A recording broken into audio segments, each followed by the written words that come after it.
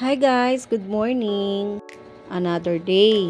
At another umpisa na naman ng umaga natin. 7:30 na pala ng umaga ako gumising niyan. At ayun na nga, magre-ready na naman tayo sa another day natin. At syempre, pagkagising ko niyan, nakita ko na naman ang aking mga alaga at sila ay nasa paanan ko na naman. Kikis muna tayo sa kanila. Ayan. Ito nga pala si Beta. At ayun naman si Bondat. Kikis muna tayo sa kanila kasi nandyan lang lagi sila sa may paanan. Nanggigising na kasi sila guys kasi kakain na sila at gutom na naman ang ating mga alaga.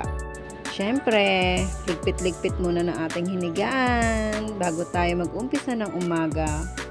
Kailangan natin panatiling malinis ang ating paligid, syempre, lalo na yung ating mga hinigaan.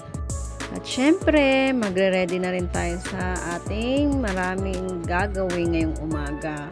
Napakarami na naman natin gagawin at wala naman tayong ibang aasahan kundi ang ating mga sarili lamang. Dahil ang aking anak ay natutulog pa. Ang hirap kasi, wala kang ibang maasahan dito, tatatlo lang naman kami. Ako lang naman at ang anak ko ang naiiwan dahil ang asawa ko ay nasa trabaho. Yan nga, pagkagising ko sa umaga, binubuksan ko ang bintana para singaw-singaw naman yung amoy ng bahay.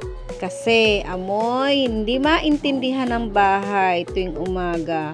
Lalo na kapag may mga alaga ka, mga alaga mong napakababait.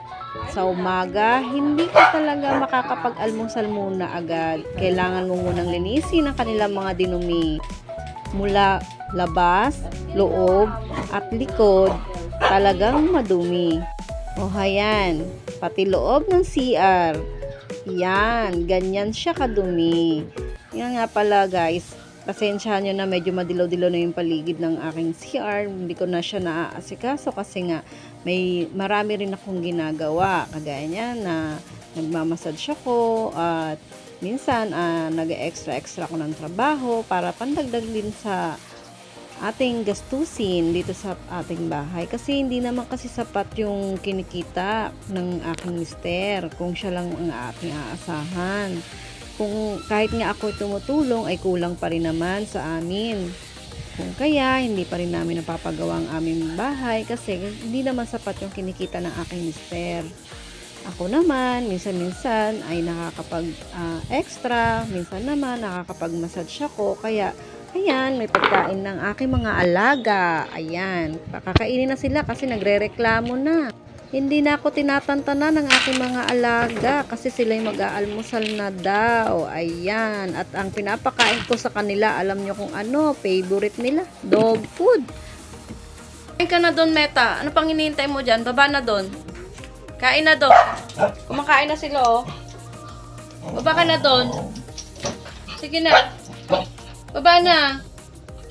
Diyan ka kakain? Doon na. Tina kayo doon. Sige na, baba na dyan. Kain na doon. Kain na kayo doon, dali na. Sige na, doon na yung dalawa. Kumakain na. Heto't isusunod ko naman ang likod. Malamang, meron din ito. Ayan, tsaran. Sinasabi ko na nga ba, may ginawa na naman silang puto dito sa likod. Ayan. At si Koto na naman ang may gawa nito. Siya naman ang may dumi dito sa likod. Ayan, napakadumi talaga. Kaya pag hindi ko nilinis yan, ang loob ng bahay, amoy hindi maintindihan. Ganyan talaga pag may mga alaga talaga tayo, kailangan talaga lagi tayo maglilinis tuwing umaga, hapon. Yan, humaga't hapon ang linis yan. Kasi kung hindi, mangangamoy talaga ang iyong loob ng bahay kapag hindi mo nilinis ang kanilang mga dumi. Kailangan umaga pa lang, bago tayo mag-almusal, linis-linis muna. So, ayan, pagkatapos ko nga maglinis, kunuha ko naman ng mga basura na, ayan, nakalagay sa plastic. So, ilalagay ko na sa sako, ayan, at kukunin ko rin yung basura dito sa CR at papalitan na natin yan. At ilalagay ko rin yan sa sako. Medyo kadiri lang, sabay ganun joke lang. So, ayan na nga, nilagay ko na sa sako at ilalabas natin yan. At ito nga palang mga galon, nilalabas ko nga pala yan para kukunin na lang ng nagdi-deliver para magkaroon kami ng tubig kasi lagi nakakalimutan yan. At ito nga pala, ang isa, si Chelsea, dahil tapos na ako sa likod at sa CR, eto naman, tingnan nyo, ang kinalat niya guys. Tamo, ganyan yan sila, ting umaga, ganyan ang gawa. Kailangan nililinis ang likod, harap at loob ng bahay. Kasi kung hindi mo talaga maintindihan ang amoy. May alaga nga pala akong 3 pusa at 2 aso. Ayan nga pala si Beta, mahilig pumunta sa mga camera. Ayan, kanina nandun din siya sa camera. Ngayon nakita niya may camera naman, papansin masyado. Ayan, hindi talaga po pwedeng hindi siya e-eksena.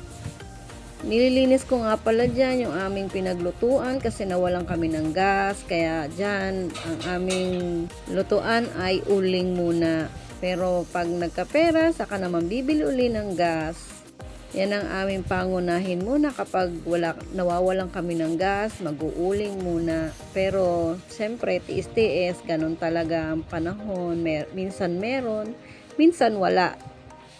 Ganyan ang buhay namin dito sa Pasinayan Northeast. Ito nga pala yung parang pinaka first vlog ko dito sa Pasinayan Northeast na aming pamumuhay.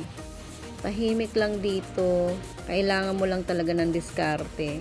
So, ayan. Nilagay ko na nga pala yung mga sinegregate ko. So, yan lang po muna ngayon guys. Salamat sa panonood. Don't forget to like, subscribe to my channel. Thank you!